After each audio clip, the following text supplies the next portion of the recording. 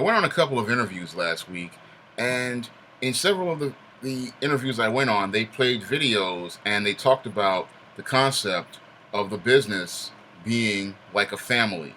And when I listen to this type of concept, I know that it comes from a dysfunctional and codependent way of thinking. You see, when people talk about a business being like a family, usually, these are the kind of people who want to get their emotional needs met from an economic institution. A business is not a place where people go to get their emotional needs met. A business is a place where people provide products and services in exchange for money. And what happens in these situations where people come up with this concept of family is that they wind up blurring the lines between professionalism and personal. And because they blur those lines, they wind up with a work environment that winds up becoming dysfunctional. You see, in a professional set, when you have professionalism, what people don't understand is that a professional person is focused on doing the best job they possibly can. That means they're going to be friendly, they're going to be warm, they're going to be diplomatic, but they understand that there's a line that they don't cross. And that when you're in a job, yes, there is a professional relationship, but the professional relationship is only about business. There is no personal involved.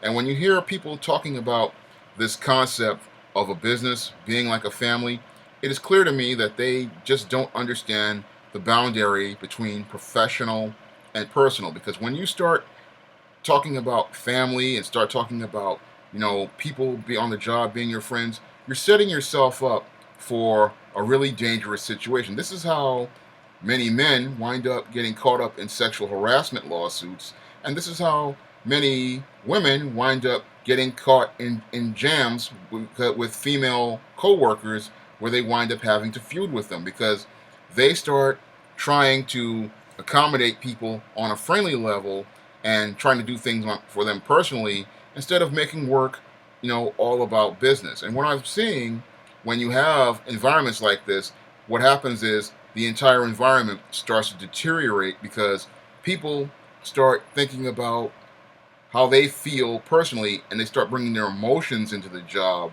instead of focusing on the goals that need to be completed in the organization. Because when you're at a job is not, again, about meeting your emotional needs. A job, when you work for somebody else, is not about what you like. It is about meeting the goals of this organization and, fulfilling the mission that the people who founded the organization are based on. You're working for somebody else and you have to follow somebody else's policies and somebody else's rules. And this is something that many people just don't understand, about your professional workplace. They try to blur the lines, and then in blurring the lines, they wind up with a mess. Because I've seen, companies talk about this whole family thing. Because when I was working, at several companies many years ago, like a Strive 15 years ago, an employee came to me and said that we're like a family, and I watched that entire company.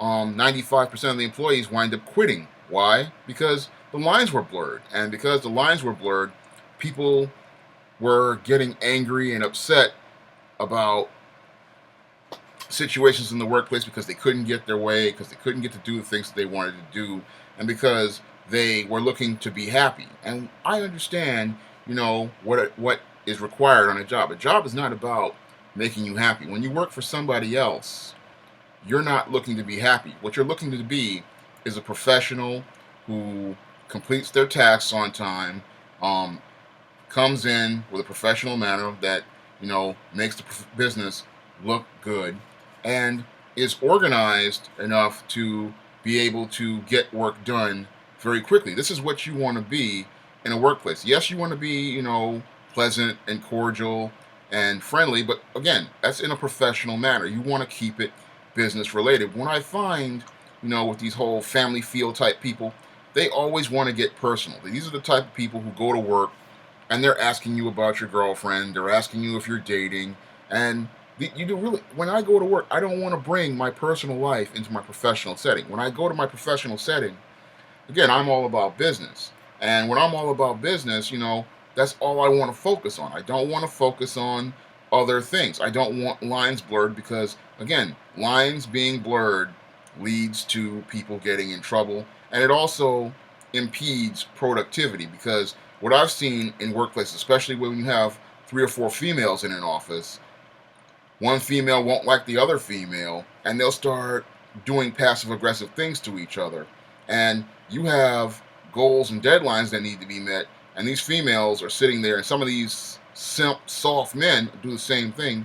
They're not completing reports, they're not turning in paperwork on time, and this is hurting your bottom line because this so-called family is having a family feud, and they're not being professional, and they're not being told to snap it in line. A good manager, he's not going to establish that type of environment in the first place. A smart manager is going to say, look, when you guys come to work, we're coming to work, and we're going to do what we need to do in these 8 hours. And if there's a little something that needs to be overtime, then there'll have to be overtime. But we're here to get this work done by a certain time, and get things done. We're not here to be friends. We're not here to hang out.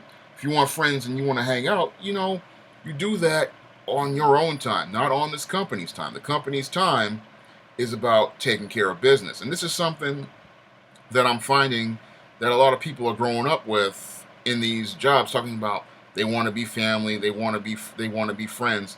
And this is very detrimental to a business long term because you will, as a business, have a professional image. And if you're trying to maintain that professional image and you have people who behind the scenes are arguing with each other or upset with each other over little petty stuff, they're going to tarnish your professional image. Eventually, these people are going to embarrass you in some way, shape, or form because they do not understand that in a workplace setting that you need to remain professional. It is not about your personal feelings against your coworker or any other or your manager. When it comes down to representing the organization, we are all representatives of that organization, and we have to represent it, to the best of their ability. And what I find another part of this whole dysfunctional family feel thing is this whole thing about people going, again, I've made videos about this before, going to work to be happy and to feel some sort of emotional satisfaction. Now, yes, I find, when I write a book, like one of these books over here, when I write a book like this, yes, I am very, very, excited to write these stories. I'm very passionate to write these stories, but I understand that when I write and publish a book like this, it has to meet certain standards. And in order to get it to meet certain standards, yeah, you're going to have, some rough days. You're going to have, days where you're going through hard stuff because when I'm editing books, there are days that are harder than there are when you're writing. Because when I'm creating, yeah, it's a lot of fun to create. But the hard part is staying committed with it when you're doing revisions and you're rewriting sentences or you're rewriting paragraphs or you're having, a hard time thinking about whether you want to remove a paragraph because it's a little too wordy or it just doesn't fit or you've already made a statement about this in a previous chapter. So that's hard, and they're going to be hard days. So you might really enjoy what you're doing overall, but there are going to be rough days, and in those rough days, you're not going to be Mr. Warm and Friendly and Mr. Smiley Face. No, it's not going to happen like that. Every job has its ups, every job has its downs, every job has its challenges, and you have to face it in a professional way. And part of being a professional employee is that you understand that these people are not your family, these people are not your friends. These are your co-workers, these are your teammates, and your goal is to work together towards, meeting the goals of the organization and completing the tasks that are required of you. And every one of you have to work together in order to make sure everything gets out on time. And that's something a lot of people just don't understand in these whole family environments. Because in a family environment, people are thinking that, oh, I messed up, so so-and-so is going to pick up the slack. Or, I was late, so he's supposed to give me a pass. In a professional setting, that doesn't happen. In a professional setting, in most cases, people let you know from day one what is expected of you, what is required of you, and the standard that you're supposed to meet on the regular. When you have that type of environment where people are professional like this, there is a level of respect among your coworkers that that allows you to, you know, do what you need to do. And because everybody knows there's a line in the sand and there's a line of authority and, a standard that is supposed to be met, everybody understands, usually in most cases, what needs to be done, how it needs to be done. And they come in, ready to work. But what I find is in these family environments, you wind up with a lot of dysfunction. In these environments, you have people looking to make excuses, people looking to get passes, and this is where the codependency really comes into place, because this is where you have managers and stuff trying to pick up the slack for these dysfunctional individuals who come in 5 or 10 minutes late, or you have a manager, trying to get employees to pick up the slack for the employee who just doesn't bring the reports in on the deadline, or you have the manager, trying to get other people to pick up to try to pick up for this other person, instead of this person being told that they have to pull their own weight or they're just going to have to leave the team.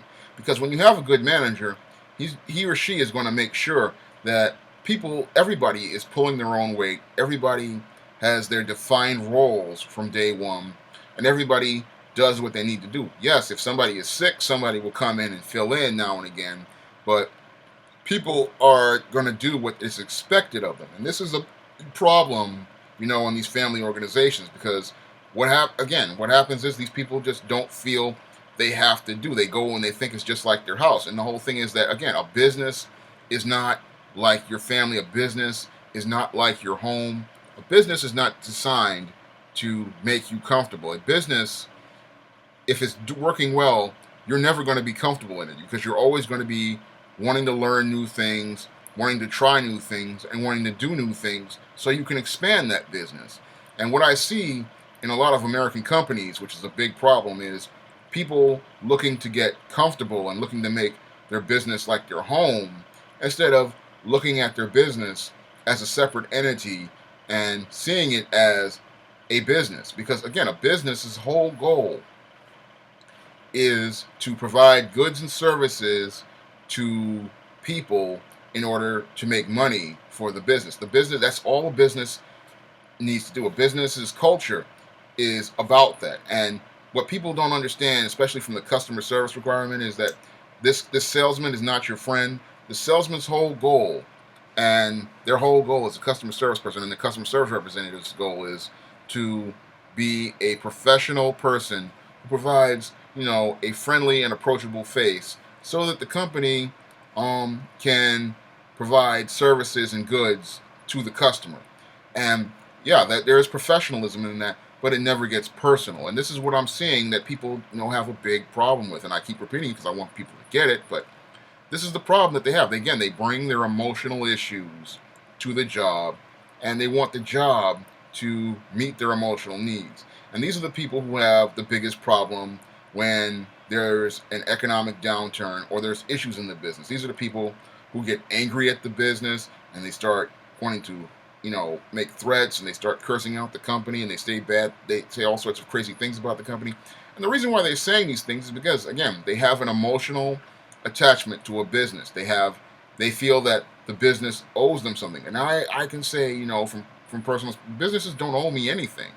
Only thing that they owe me is a paycheck for my services. That is all that I'm supposed to get, and they don't owe me anything. I mean, if a business ends, then I have to go out and find other employment.